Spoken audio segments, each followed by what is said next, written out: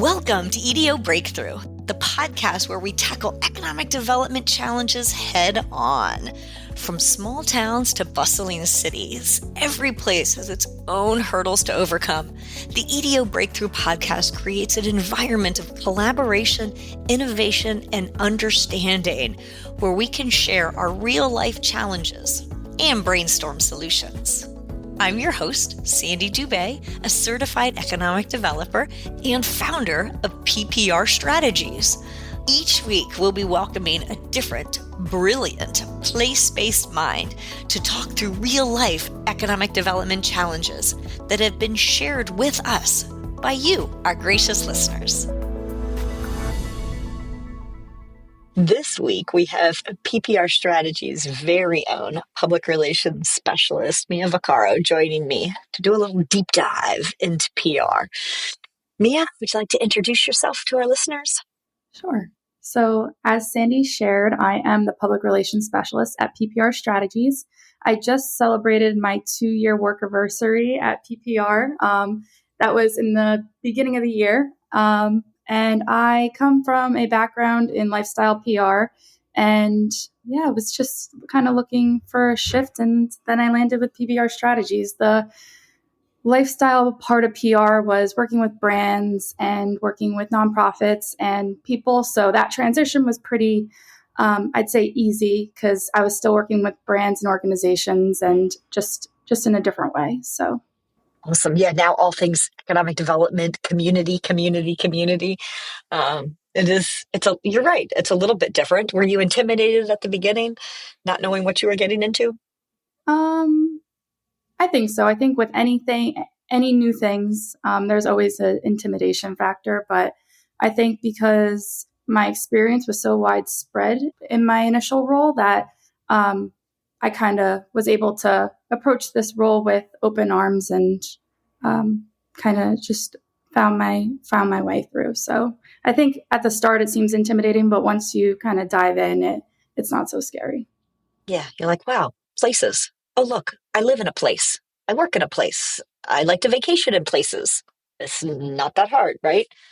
But let's take a step back. And a lot of our listeners hear the term public relations, PR, media relations. Can you kind of break it down for us in terms of what does a public relations specialist mean and do? Yeah, so I would say simply it's kind of the bridge between an organization and the external world. I think that we're kind of their middleman where they come to us with it's a problem or it's a something that they want to reach their target audience, or if it's just an idea but they're not sure they want to workshop it, we're just kind of the middleman in helping them share their story. So in that same vein, it's all about storytelling and creating awareness and just kind of informing others about the perspectives or the messaging of the clients that we work with. So let's see.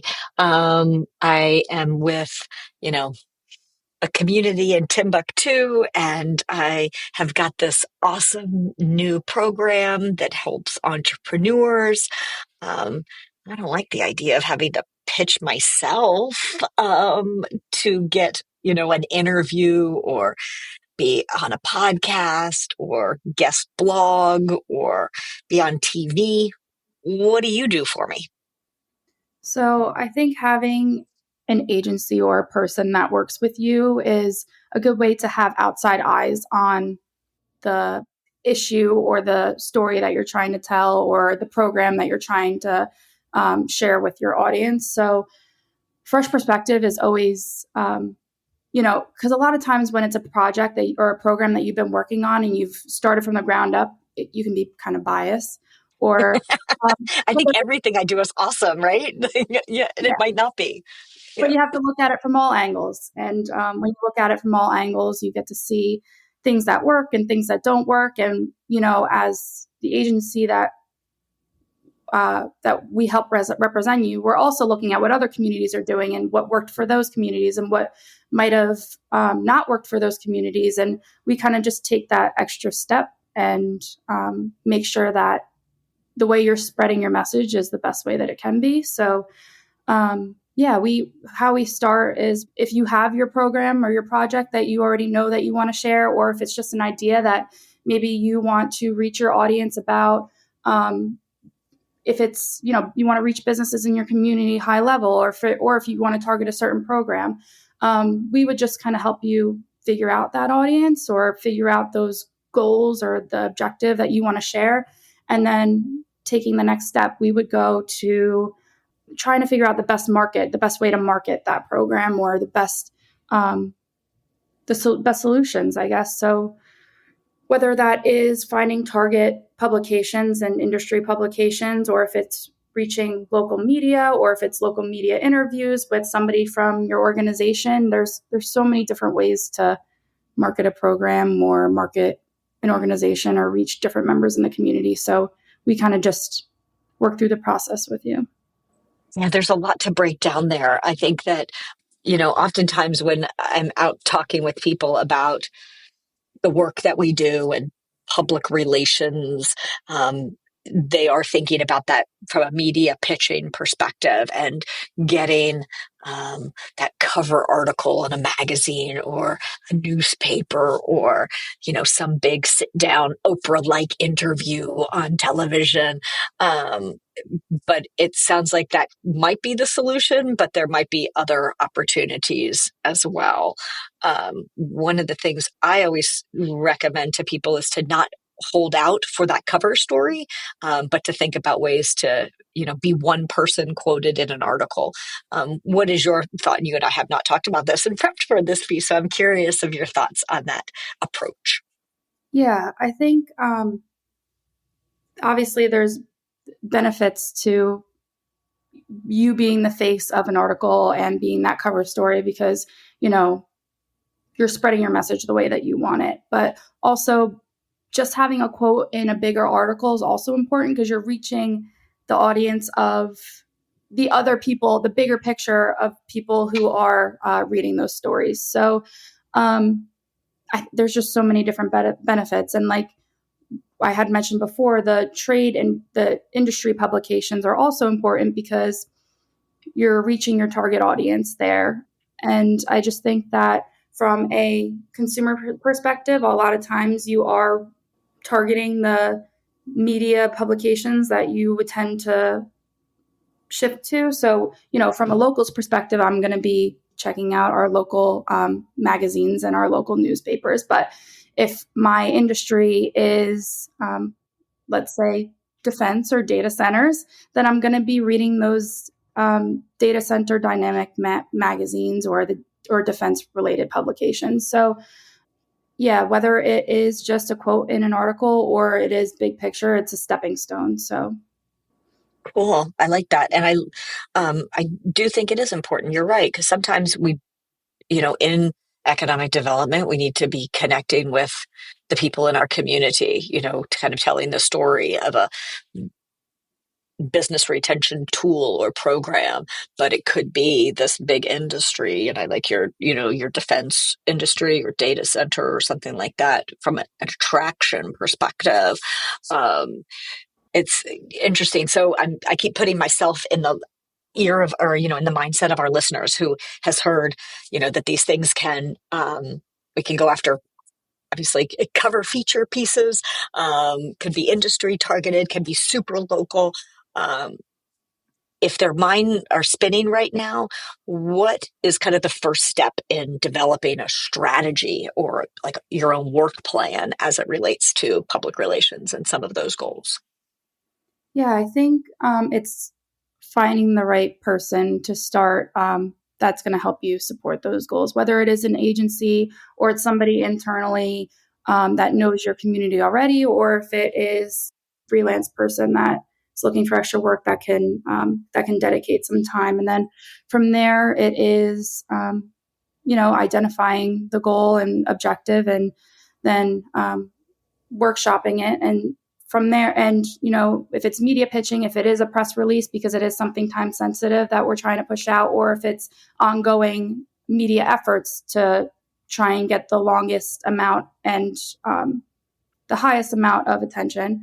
And then once you start a media strategy, it's really important to kind of monitor the media and critique your strategy based on based on your results and based on what's getting put out there, and also looking at what other organizations are doing too, and seeing how you can always better yourself. So that's a very, I guess, high level general answer, but yeah.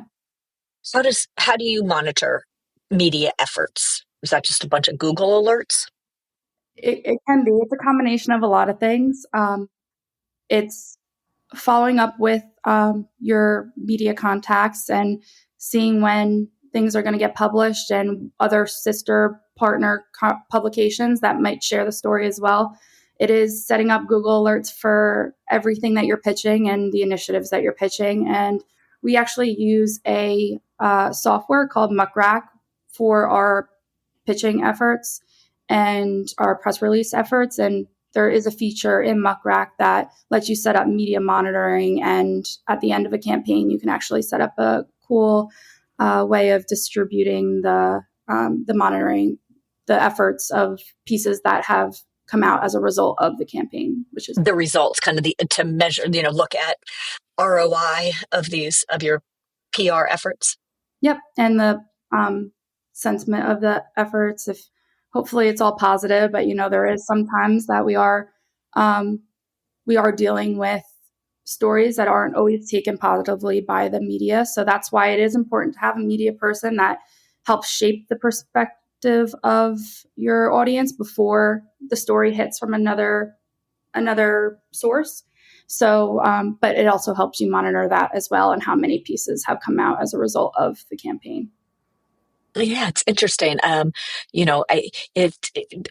I think what I love, and I often forget, is this, having reporters in these different targeted areas, whether it's a local reporter or an industry specialist or something along those lines, treating them just as you would,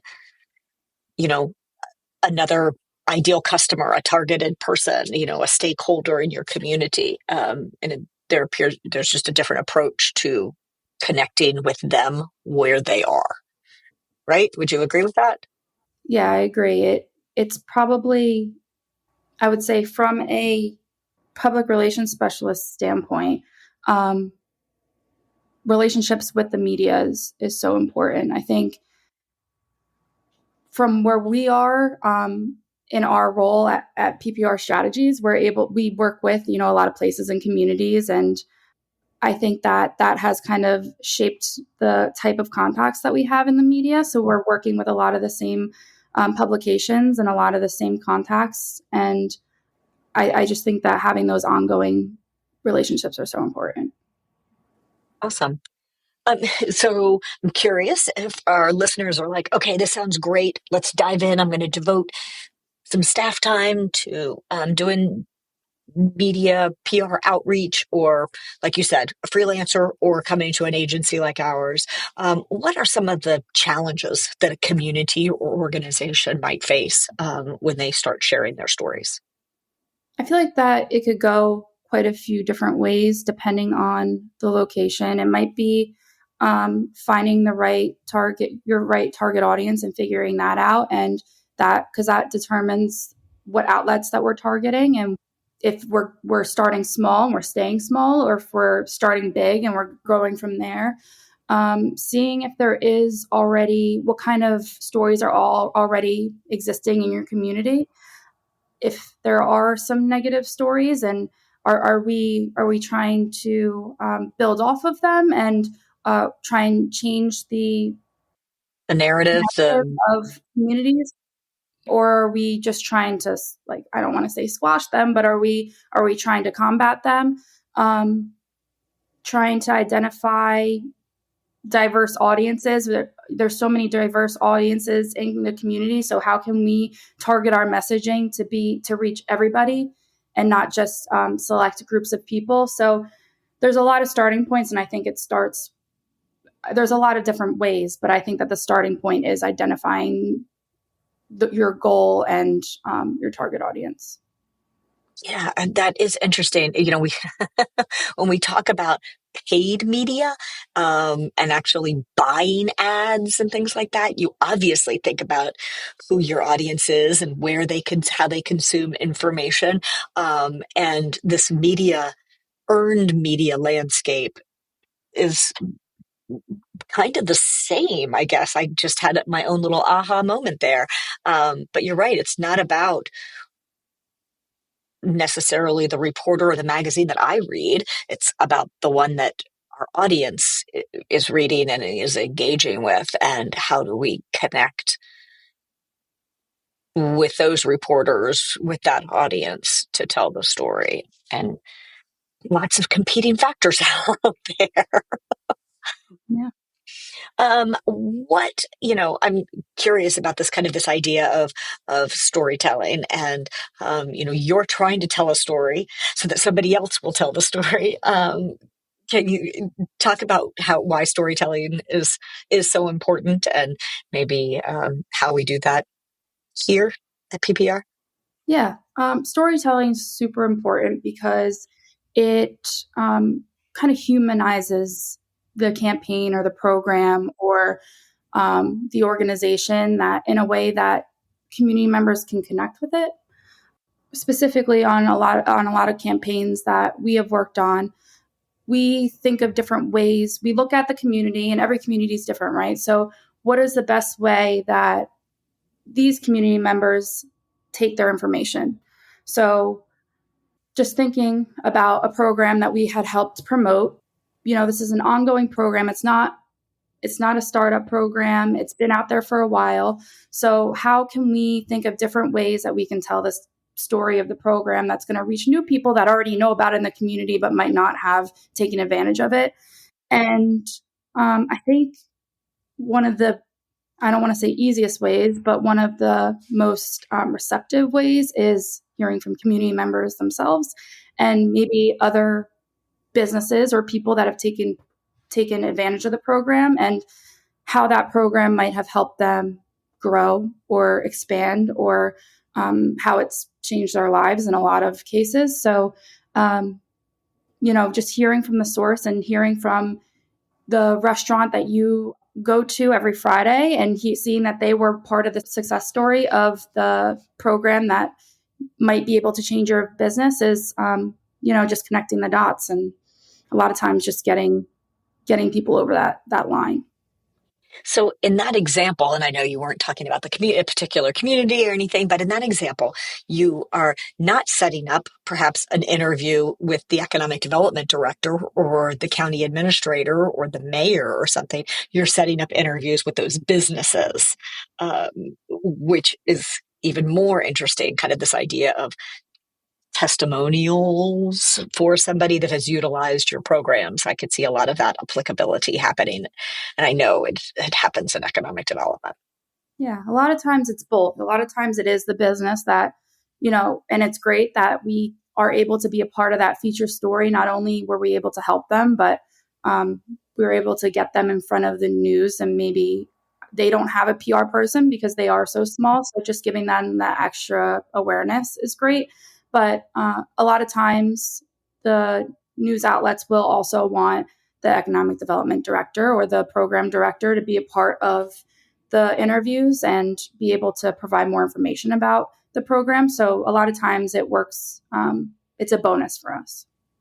It's cool. Yeah, no, it's fun. And putting my economic developer hat on, I know that, if you've made a business happy because you've given them access to something that they couldn't have afforded on their own or something. So thinking about it through that lens, maybe as the director of a community, don't need or really want or feel comfortable being in the limelight. Well, think about it more than just yourself. Think about the community. And sometimes you have to be the spokesperson for the community, and other times you can put your businesses out there in the forefront. That's awesome.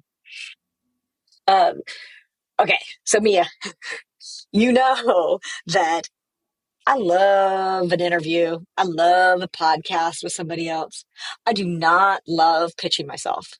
I don't think I've ever done it, actually, because the idea of pitching myself for anything is intimidating and it's daunting, and nobody wants that fear of rejection. So I would rather you get rejected on my behalf and just tell me when we get the wins than to be out there saying, oh my God, let me talk to you. I'm amazing. Instead, you do that like beautifully for me. And it ultimately raises the reason that I do it is because it raises great attention for PPR Strategies and the whole team.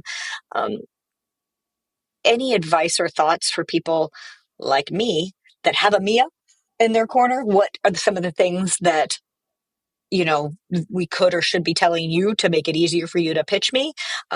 Or if I'm a one person economic development team or tourism team, and I just need to suck it up, buttercup, and do this work. Any thoughts or advice when we're trying to pitch somebody else or pitch ourselves? Yeah, I think for both, it would be a different answer for both. I think for someone trying to pitch themselves, I think that you definitely need to hear from outside perspective. I think that you definitely need fresh eyes on, not saying that you wouldn't be able to pitch yourself, but maybe just getting advice from others first, or saying, this is what I want to say, but how can I best say it? And because as I said before, it's very easy to be biased or not know exactly what our target audience. It might be important to me, but our target audience might be more important if we took this route, and just kind of getting different perspectives. If that's, sometimes we've helped our clients with creating surveys, and our surveys have been so diverse that the first question is completely different from the last question, but it's because we're meeting the needs of all different audiences. It can be just hearing from others in the community. If we show up to business events and we're talking to them and having those conversations with them, and creating our efforts from there. It could be a wide range of how we get that information, and it doesn't require somebody else pitching for you. Mm-hmm. But as an outsider looking in and helping in on an organization, we are an agency that helps with a lot of different initiatives and a lot of different communities and organizations. So trying to put ourselves in the community and put ourselves in the organization and just immersing ourselves in that story. If I was somebody who was in that community and I was a business owner that was looking for a way that I could expand my business. Maybe I am working off of a food truck and I want to expand to a restaurant. How am I going to get that help from the organizations in my community? How am I going to look for that funding? How am I going to connect with those people best? I don't know. Sometimes it is, and we do handle, Sandy talked to one of my colleagues, Kayla, on an earlier podcast, and, Kayla might say that social media, a lot of businesses are active on social media. So that might be the better avenue. But from a PR perspective, maybe we're trying to market the programs. So, how can we reach people by marketing the programs directly? I think that there's a lot of different approaches that we can take. And I guess I contradicted my first statement of saying that it's different, but, it all leads back to just connecting with the people, your target audience, and hearing from them directly and seeing how they best are receptive of the information that you're trying to share. Yeah, I think you're so right. And yes, you may have kind of gone around the bend there a little bit, but you're right. There are so many similarities and so many options. It's funny because I often say that the work that we do, it's not Mad Libs. Like you're literally like, you can't just fill in the blanks and check the box and it's done. That with so many different outlets, with so many different things pulling at people's attention, we have to be creative, ask the questions, test it, measure the results, tweak it. And not the stuff that worked for me might not work for you, and vice versa. So I think that is all beautiful advice. And I think for people to have this media or relationship with the media or relationship, with just the general public and their community, how are they connecting? This media relations, public relations piece should be in your plan.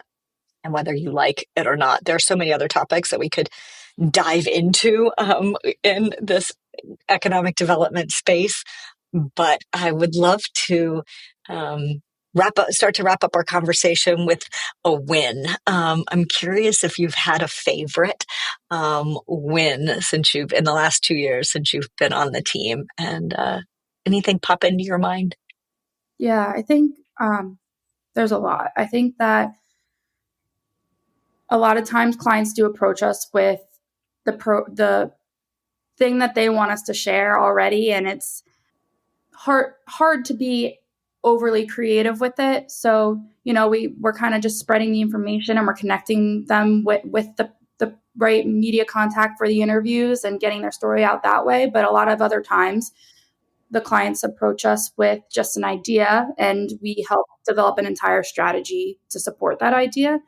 So that's when I get to be creative, and that's my favorite part of PR is the storytelling and the creative side of things, and what can we do to think outside the box and accomplish that. So I would say working with Charles County Economic Development Department, and that was it. It was an idea of, we have a lot of defense industry businesses in the community, and how can we make our county thrive in the defense space? Obviously our defense industry businesses that are already existing here are thriving, but nobody knows about them. Unless they're here, they're in our county. Nobody really knows about, our location or our lower cost of business and all the traits that make Charles County so appealing to these businesses. And we worked with the businesses themselves to tell those stories, and the economic development department were a part of those conversations, and they got those interviews, but we also got the defense industry businesses to be a part of the interviews as well. And we were mostly targeting the defense industry publications because we wanted to look big scale. We weren't looking small. We wanted to reach the big industry, the industry at large, I should say. And there was a lot of attention in the media when we started the campaign, and I think it was like a year-long campaign. So just seeing the relationships that we were able to build as a result of the campaign, and the county has definitely gotten closer with their defense industry businesses as a result as well. Some connections were made that might not have been made otherwise. And as a bonus, we were able to get the defense industry businesses in a lot of publications that they never had touched before because they didn't have a PR person. So, or they just didn't have it in their budgeting to target those industry publications. So, it was an ongoing project, and from start to, I don't want to say finish because it is still ongoing, but from start to where we are now, a lot of successes on not just the marketing front of the initial project, but so many more successes were brought out as a result of the initial thought of the campaign. It's awesome. Yes. I know that was something, and you can hear the smile. I could have closed my eyes and hear you smiling and the pride that you had in that particular project. And yes, it was fun to see the client come to us to say, "Hey, I've got this problem," and then being able to workshop this as a potential, strategy that did pay off. So that's very cool. Thank you. So, Mia, as somebody who has helped with these podcasts from behind the scenes, the last question that I'm going to ask, which is, what has been your economic development breakthrough? I think that actually 2 years ago, when I had interviewed for PPR Strategies, my biggest thing was I came from a small town in New Jersey, and I love the town that I grew up in. And, because of me loving the town that I grew up in, when I visit other places, I immerse myself in those communities, and try and look at other communities from a local's lens. Even though I know I'm not going to stay there, I'm probably, I might not return, but that's how I try and visit those places. So I would say, being in my role at PPR Strategies and, working with the clients that we do now, it has made me realize and be more intentional about the things that I was doing before even working with economic development organizations. So, just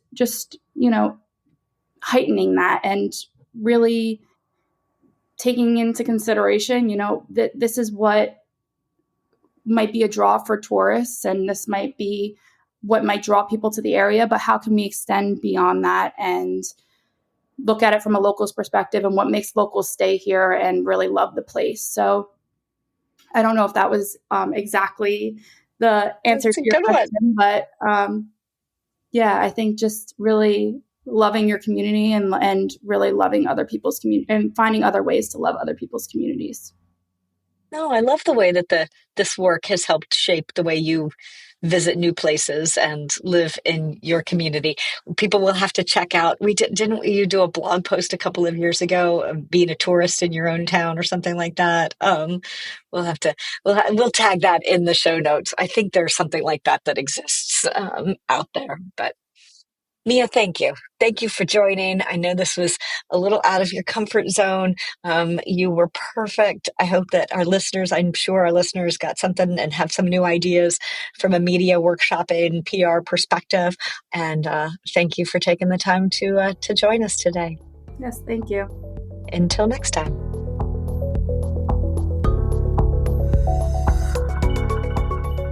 The EDO Breakthrough podcast is brought to you by PPR Strategies. PPR Strategies, standing for People and Places Reimagined, is a strategic consulting firm working specifically with EDOs and other place-based organizations. We share the unique stories of communities through communication, strategic planning, marketing, media relations, and more.